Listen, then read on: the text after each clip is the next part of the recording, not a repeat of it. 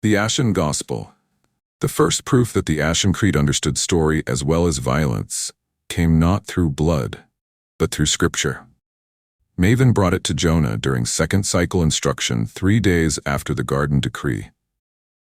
He was in one of the quieter archive rooms this time, rather than the training hall, seated at a long black table beneath hanging lamps of smoked crystal, trying to make sense of a tactical primer written in a style that suggested its author believed clarity to be morally inferior to elegance.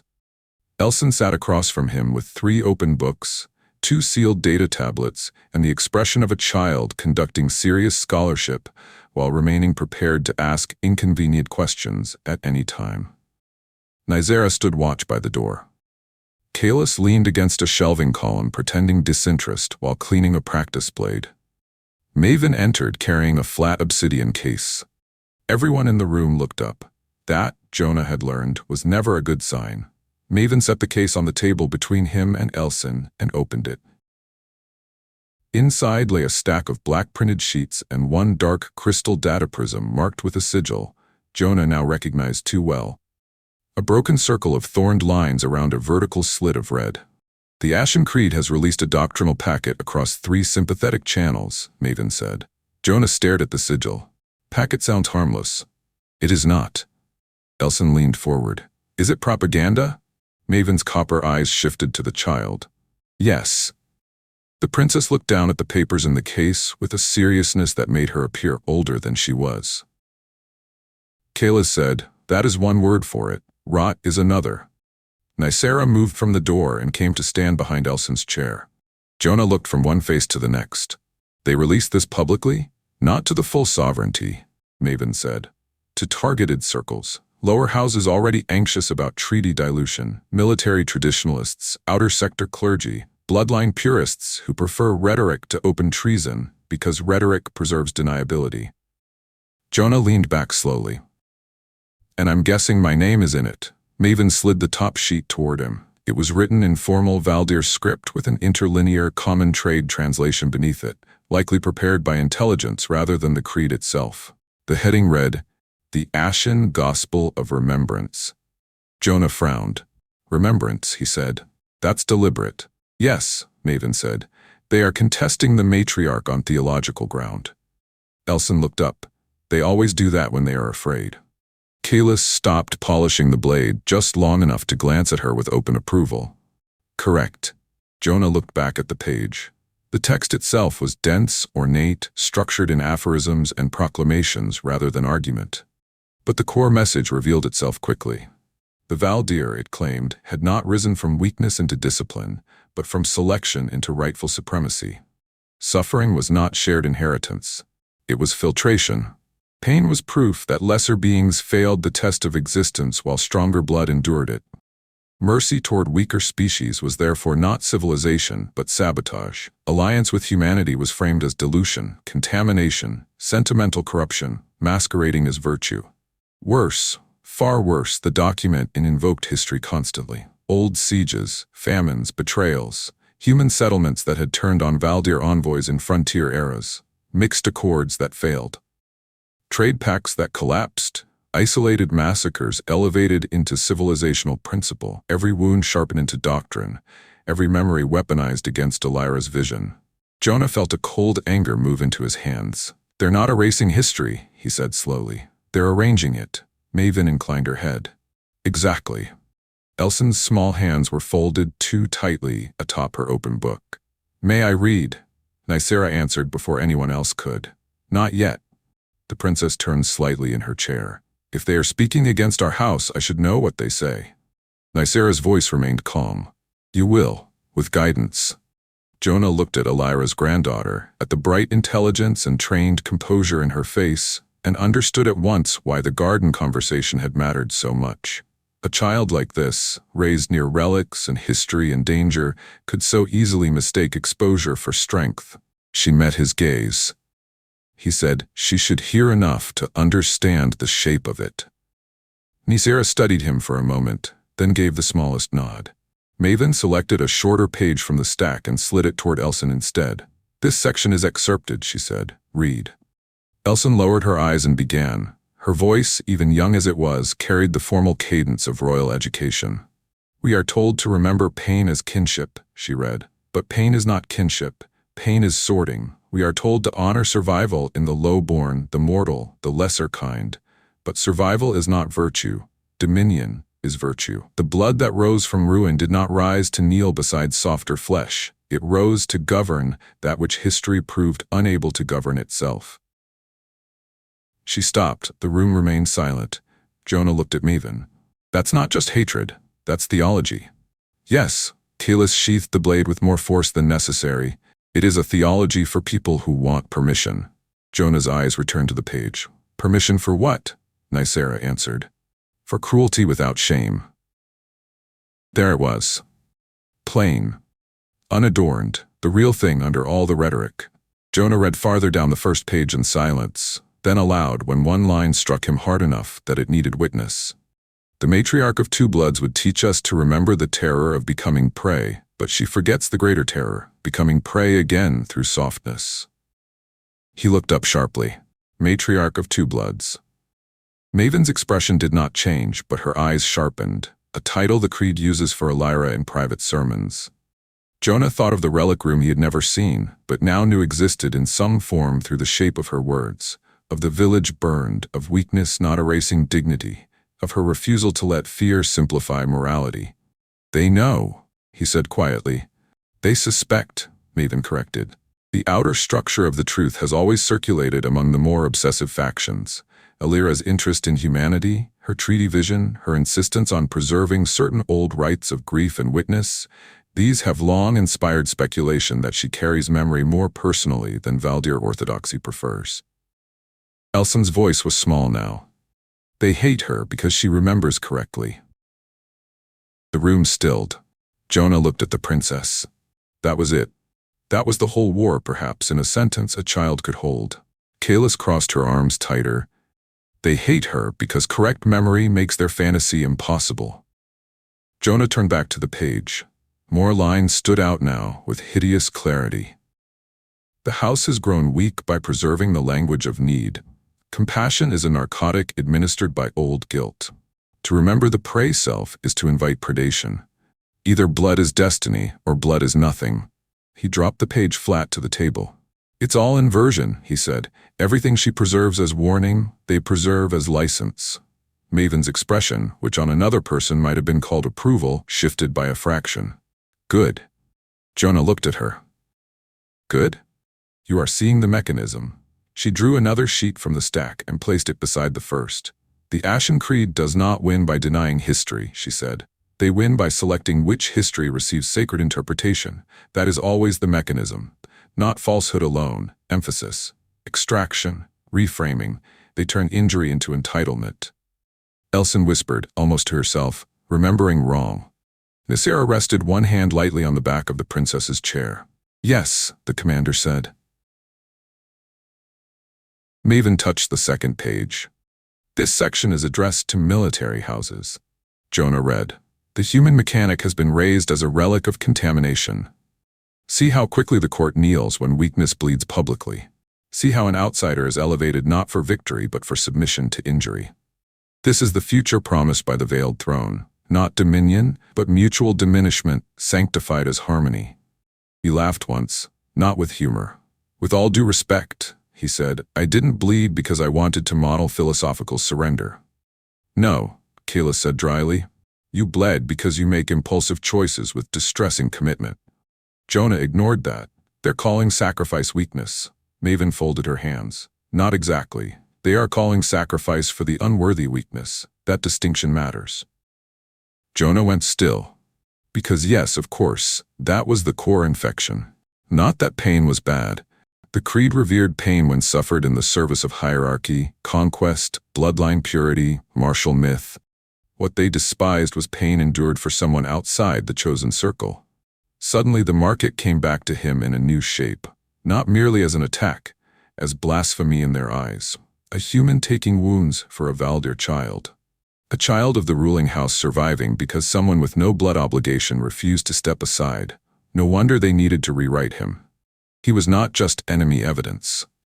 He was doctrinal contamination. Nicera looked at Maevin. How far has this spread? 32 known channels, 7 house salons, 4 clergy circles, outer fleet fragments, 2 educational circles we have already sealed. Maevin paused, and 1 inner court leak. Kaelus's head snapped up. Which house? Maven's jaw tightened slightly. Not confirmed. Jonah looked between them. Inner court leak. Nicera's face hardened. It means the Creed's language has reached closer to the throne than we prefer. Elson spoke without looking up. Closer than we admit. No one contradicted her. Jonah looked at the child and felt that same ache again, the ache of watching intelligence mature inside danger. He set his hand gently over the page nearest her to cover the worst of the rhetoric. Hey! She looked up. This isn't scripture, he said. It wants to be. Yeah, he said. That's different. She studied his face. How? Jonah thought for a second, then nodded toward the lines she had read aloud. Because real moral truth doesn't need to make compassion look shameful in order to survive. The room stayed quiet. He went on. When somebody's belief system only works if mercy is mocked, or children become symbols, or suffering becomes proof of superiority, that's not sacred truth. That's fear trying to sound holy. Elson was very still. Maevin said nothing, but Kaelus looked at Jonah with a new kind of regard, and Nicera's posture eased by a degree so slight, only someone watching for it would have seen. The princess looked down again at the page, then back up at him. So the Ashen Gospel is really a fear gospel. Jonah exhaled. Yeah, he said. That's exactly what it is. The matter went upward quickly. By mid-cycle, Jonah found himself standing again in Alira's private council chamber, this time with Nicera, Kaelus, and Maevin present, and Elson not. The omission itself told him how serious the conversation was meant to be. The packet lay on the long black table between them. Alira stood at its far end, not seated, not composed into ease. She was reading, 1 page at a time, with the contained stillness of someone refusing to show anger before it became useful. Severin stood to her right, armored but without helm. He looked less like a brother here than the military edge of a sovereign mind. No one interrupted while Alira read. At last she placed the final page down. The phrase, she said, is poor. Jonah blinked. Poor? The Ashen Gospel. Her golden eyes lifted from the text. It lacks confidence. Anything secure in its own revelation need not overstate destiny every third line. Severin's mouth moved by the smallest amount. On anyone else, it might have counted as a smile. Kaelus, meanwhile, looked almost personally offended by the literary weakness of treason. Maevin said, the rhetorical excess is intentional. It is designed for emotional recitation. I know, Alira said. It is still vulgar. That, Jonah thought, might be the most terrifying thing he had ever heard a ruler say about rebellion. Alira touched 1 page with 2 fingers. They are accelerating. Severin nodded. Yes. Why now? Maevin answered. Because the market failed. Because court recognition was public enough to become dangerous. Because bloodward law answered a human. Because you chose moral framing rather than procedural containment. Jonah looked at Alira. She did not seem surprised by any of this, only disappointed that the prediction had matured on schedule. The creed always depended on ambiguity, she said. Purity talk in private, deniable violence in public. They can no longer afford ambiguity. The image of Bastion Reach is too destabilizing. Jonah stepped nearer the table. Then this is damage control. No, said Alira. He looked at her. This, she said, resting her fingertips on the pages, is escalation. The room cooled. Even the stars reflected in the crystal wall seemed farther away. Severin unfolded his arms. We believe the document is being used to unify cells that were previously ideological sympathizers, rather than coordinated actors. Jonah frowned. Meaning? Meaning, Kaelus said.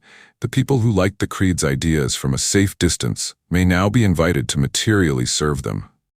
Jonah stared down at the packet. This was no longer just narrative warfare. This was recruitment, licensing, liturgical permission for action. Alira stepped around the table and stopped opposite him. The Ashen Creed's strength, she said, has never been that they are persuasive to the many. They are persuasive to the injured, the proud, and the frightened when those 3 conditions overlap. Jonah thought of Bastion Reach, of frontier stations. Of failed businesses and old shame and the way people loved anything that gave their pain a cleaner villain than complexity. He nodded slowly. Because that's when ideology feels like relief. For the briefest instant, Alira's gaze sharpened with something like approval. Yes. She looked down at the pages again. They offer dignity through exclusion, she said. Simplicity through superiority.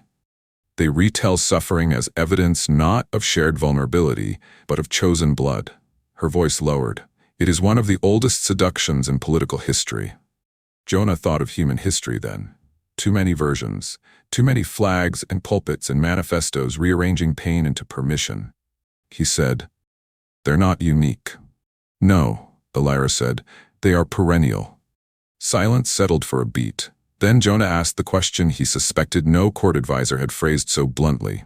"Are they wrong?" Severin's head turned sharply. Kalis looked scandalized for half a second, then interested. Maevin went absolutely still. Alira, however, did not take offense. "About what?" "About fear," Jonah said. "About the fact that people who've been prey before can become ruthless because they don't ever want to be prey again. About mercy feeling dangerous if your whole history taught you danger is what happens when you relax." The room stayed silent long enough that he wondered whether he had stepped too far. Then Alira said, "No." One word. Jonah held her gaze. "They are not wrong," she continued, "about fear's appetite. They are wrong about what to feed it." That line cut through the room like light under a door. Severin lowered his eyes briefly, not in shame, but in acknowledgement. Maevin made no move at all, but Jonah could almost see the phrase being archived somewhere behind her face for future use in war rooms and educational doctrine alike. Alira continued. "When a people have known helplessness," she said, "there are two dominant temptations. The first is to sacralize protection until it becomes control. The second is to sacralize invulnerability until it becomes cruelty. The Ashen Creed has chosen the latter and calls it strength." Jonah nodded slowly. "And your vision?" Alira looked past him for a moment, toward the crystal wall and the cold stars beyond. "My vision," she said, "is that memory must become discipline rather than appetite. That suffering should refine responsibility, not authorize domination." She turned back. "And that is harder," she said, "which is why they hate it." Kalis exhaled softly through her nose, "and why it must be taught deliberately." Alira's gaze shifted to her. "Yes, then to Maevin. The packet must be countered, but not merely censored. If we erase it alone, it deepens in the dark." Maevin nodded once, agreed. Severin said, "Then how publicly do you answer?"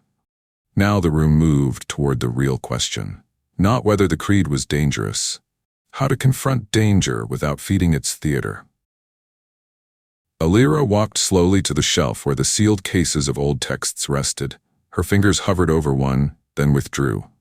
"When ideology dresses itself in sacred language," she said, "one cannot answer with security protocol alone. It must be exposed morally, named for what it is." Jonah understood then why he had been included in this meeting. Not because of strategy rank. Because he was witness from outside blood. Because the creed's claims about him made him part of the argument. Alira turned. "They call you relic of contamination," she said. Jonah almost laughed. "I've been called worse." "That is not the point. I know." She studied him for a moment. "Their attack on you is useful." Severin glanced at her. "Majesty." Alira did not soften the statement. "Useful because it reveals their weakness. They cannot argue against a human protecting a child without first demeaning both humanity and childhood." Her golden eyes sharpened. "That is doctrinal self-exposure." Jonah crossed his arms loosely. "So what, we let them keep talking?" "No," Alira said. "We make them speak too clearly." The room went still with thought. Maevin was the first to see it. A controlled response. Severin followed half a breath later. Not repression, provocation into overstatement. Kalis's expression turned almost predatory.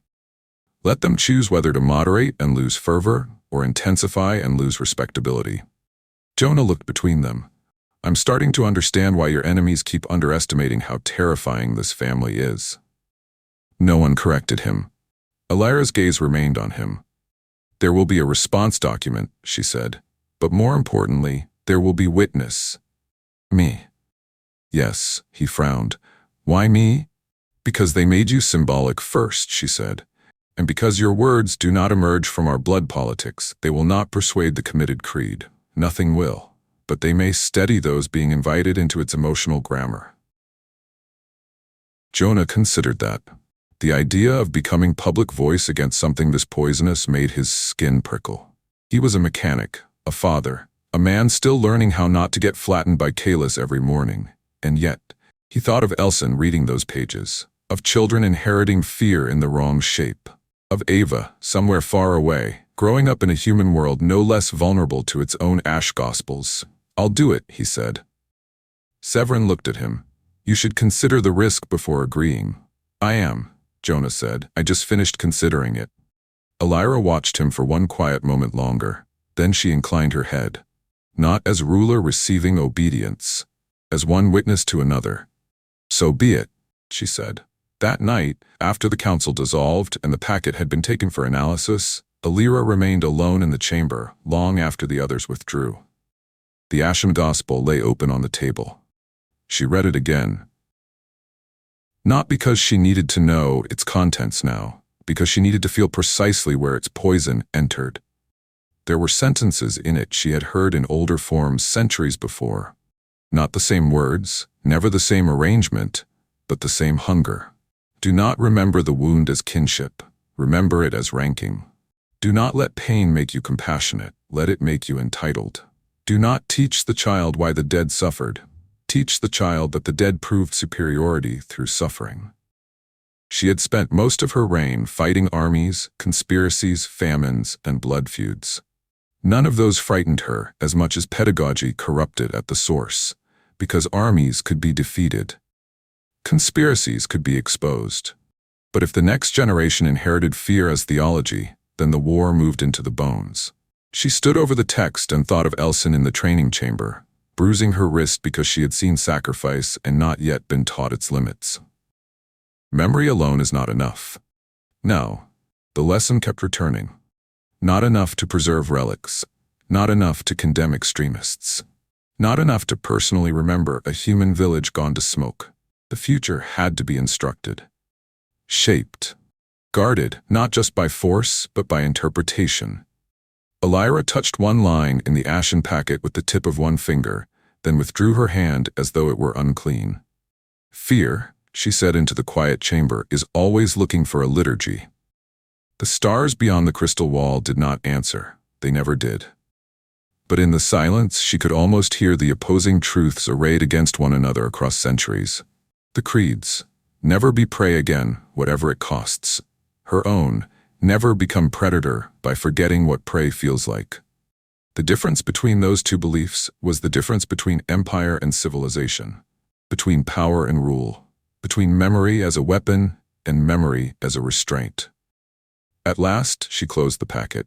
In the dark, polished surface of the crystal wall, her reflection stared back, crowned by nothing now, haunted by much, still answerable to a girl who had once stood in smoke and understood too early what fear could make of the civilized. The Ash Gospel will not have them, she said softly. Not her court, not Elson. Not, if she could help it, the children born into the long after of her reign. Then she turned from the table and summoned the next battle. Not of fleets, but of meaning, because that too was war, and in some ages, the more decisive kind.